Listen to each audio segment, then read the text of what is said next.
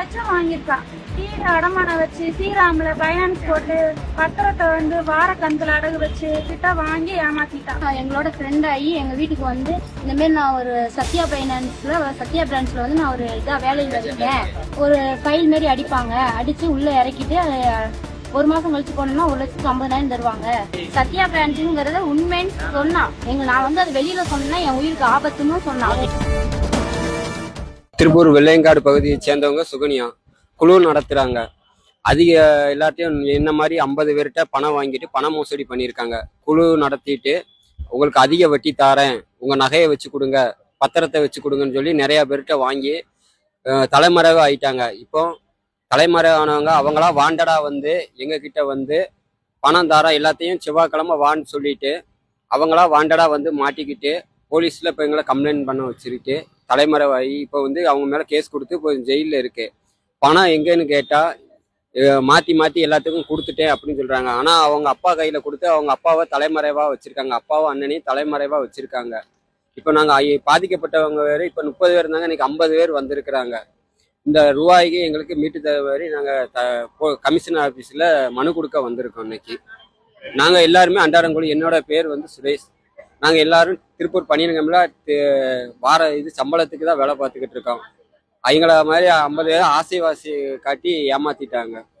நாங்க திருப்பூர் வெள்ளியங்காட்டுல இருக்கோம். சுகன்யாங்கிற ஒரு குழு எழுதிட்டு இருந்தாப்புல, அது மூலியமா தான் எங்க வீட்டுக்கு வந்தாப்புல.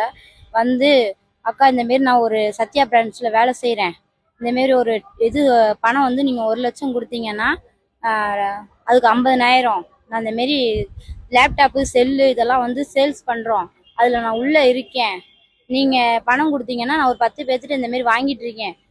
10 பேர் தலைக்கு 1 லட்சம் ரூபாய்னா 10 பேர் சேர்ந்து ஒரு 10 லட்சம் உள்ள போய் நான் இறக்குனேன்னா அதை இது பண்ணுவாங்க, அங்க டைப் அடிப்பாங்க, உள்ள சார் இருக்காங்க, அதை கொடுத்துட்டு நான் வந்துட்டேன்னா 1 மாசம் கழிச்சு எனக்கு 1,50,000 மணிக்கு 1,30,000 மணிக்கு எனக்கு பூரா காசையும் கொடுப்பாங்க.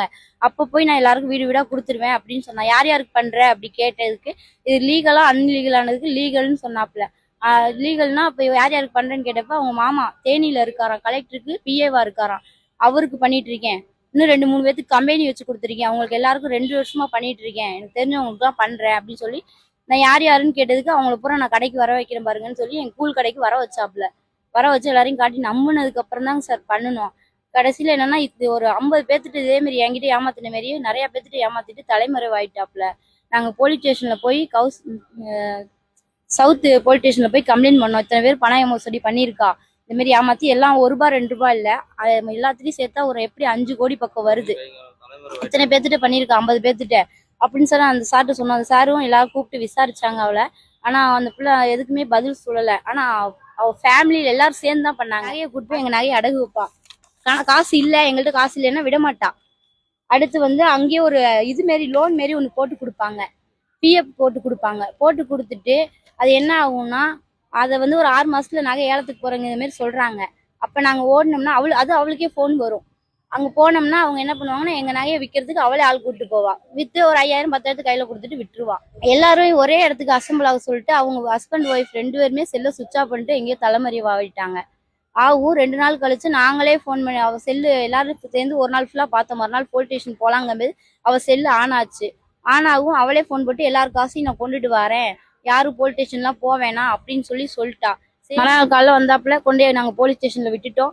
இப்ப என்னன்னா அவளை கொஞ்சம் இன்னும் சிவியரா நீங்க கேஸ மேல் இடத்துக்கு மாத்தி எங்க காசை ரெக்கவர் பண்ணி வாங்கித்தாங்க. ஜெயிலுக்கு போட்டதோட வேண்டாம், எங்களோட காசு எங்களுக்கு வேணும். நாங்க ஏமாந்துட்டோம் இல்லைன்னு சொல்லலை, எங்க காசை மட்டும் மேம் கொஞ்சம் எங்களுக்காக எங்களுக்கு முடிவெடுத்து எங்க இத்தனை குடும்பத்தையும் அவங்க வாழ வைக்கணும், எங்க காசை கொஞ்சம் வாங்கித்தாங்க அவள்கிட்ட இருந்து.